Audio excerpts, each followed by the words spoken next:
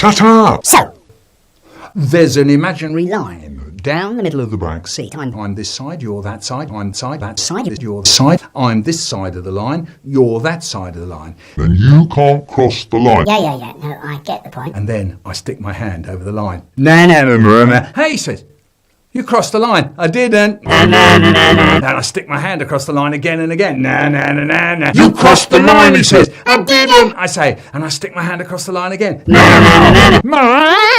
He crossed the line. I didn't! I say, and my dad's hand goes up to the side of his face, and The noise. my brother used to imitate it. If I was making a racket, my brother would walk round the house going, The noise. The noise. my dad couldn't stand any noise at breakfast. One, and it was the glare.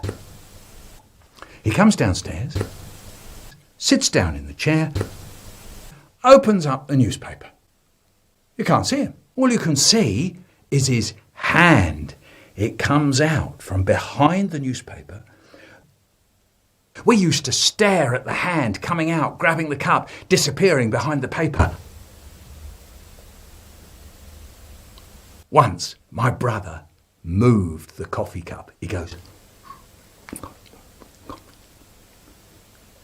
the hand came out. Once, I sat there, and a little voice inside me said, Hey, Why don't you practice playing drums on the side of the table? I said, no. no, that'd be crazy. Dad can't stand any noise at breakfast. And the little voice said, yeah, but you know you want to. Go on, yeah, pick up the knife and fork and away you go. No, I couldn't. But I did. Knife, fork, side of the table, and the newspaper came down and my dad's hand went up to the side of his face. He started to say, the noise. But my brother was in there quick with, the noise. And my dad was left there with his hand in midair, still trying to say that.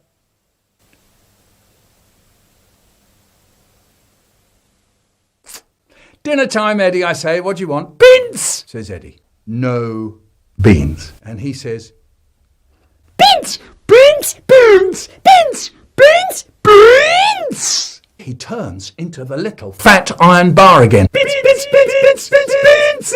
In front of my eyes, he becomes a screaming demon. You're a torturer. You're horrible to babies. They're in pain. The noise of Eddie is getting into their bones. I want to yell my head off too. You And I got all these slices.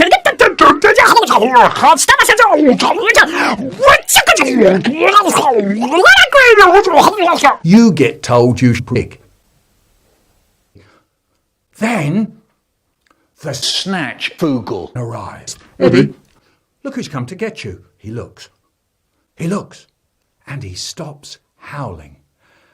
I am terrific. Big Tony was terrific, and Big Tony's go-kart was terrific. And because Big Tony was very big, no one said, Big Tony, you're not terrific.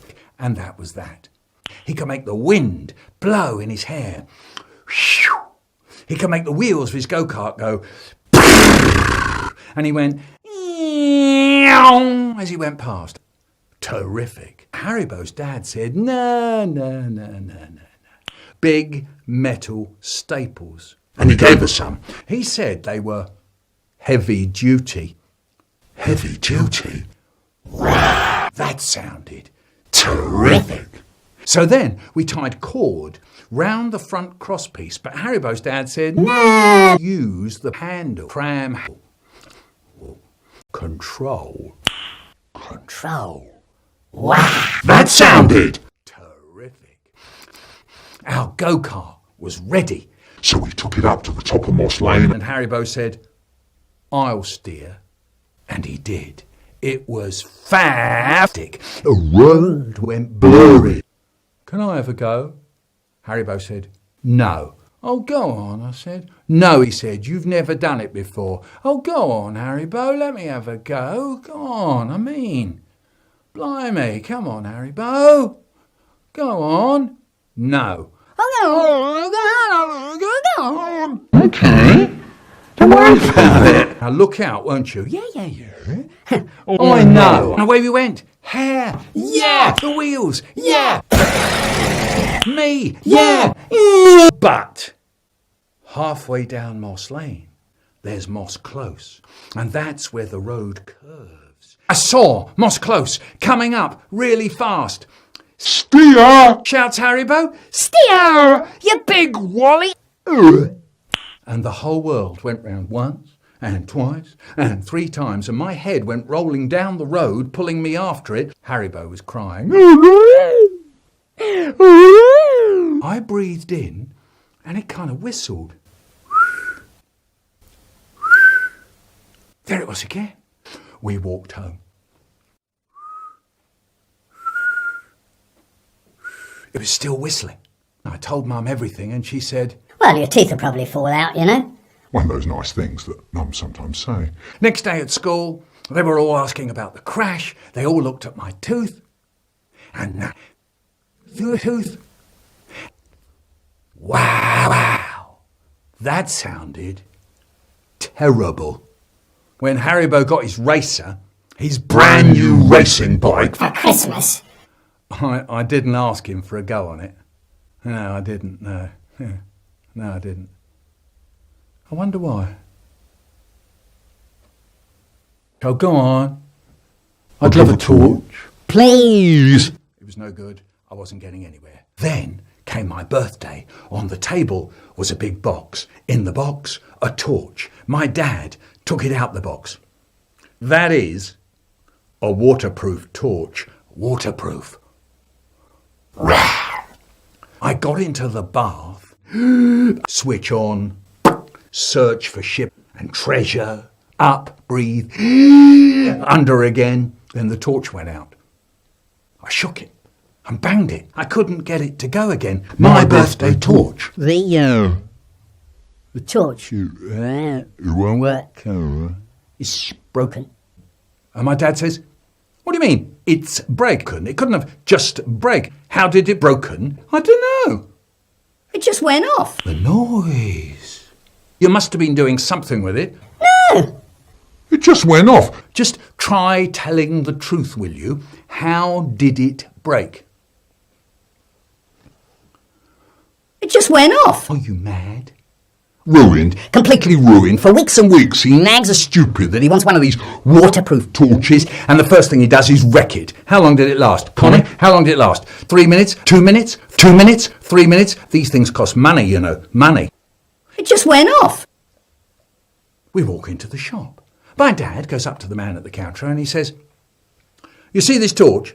It just went off. It's broken. So the man picks it up. Well, it couldn't have just broken, says the man. How did it break?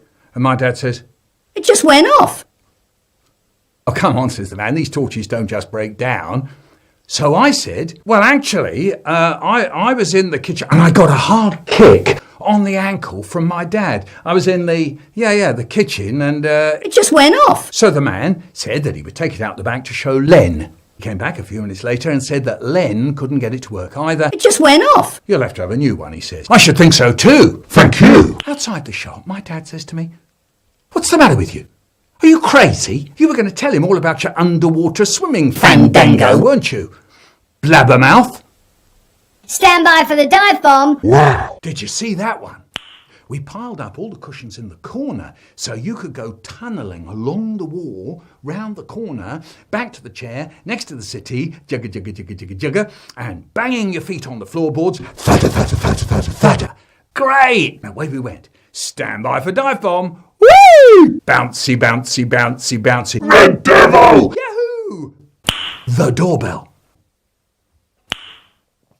It was the man from downstairs. Is your father in? No, I said. Tell him. It just went off. Yeah, I said. I shall tell your mother and father. It just went off. You'll see. I dashed back to the front room. They looked at me for a long time. That was the man from downstairs. He says we've bust his light or something. It just went off. Blimey, one of them says. You're in trouble. Yeah. Rose is in trouble, they said, and they got up off the floor and dashed out the house. You can bet they didn't hang about or anything.